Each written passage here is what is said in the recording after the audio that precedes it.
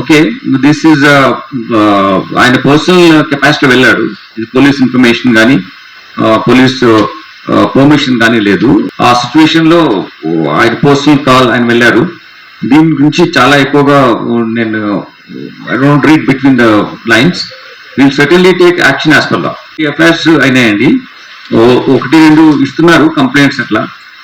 ఒకసారి ఇచ్చిన తర్వాత మళ్ళీ ఫర్దర్ వెరిఫికేషన్ క్లారిఫికేషన్ మళ్ళీ వాళ్ళు ఎఫ్ఐఆర్ ఇష్యూ చేయకముందే మేము మళ్ళీ విల్ కమ్ బ్యాక్ సార్ అని చెప్పి వెళ్ళే ఉన్నాయి. So we are certainly investigating this case. Will be very firm, will do whatever the way legal గా మేము ఏం చేయాలో చేస్తాం. సో అరెస్ట్ విషయం లేట్ ఏం కాదు, దాంట్లో మాకు ఇంకా మెడికల్ సర్టిఫికేట్ అవన్నీ తీసుకోవాల్సింది.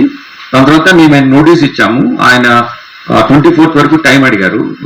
Maybe out of is concern for ఈ వెంట్ డే, దానికి మేము పర్సే మేము అగేన్స్ట్ చూపించలేము.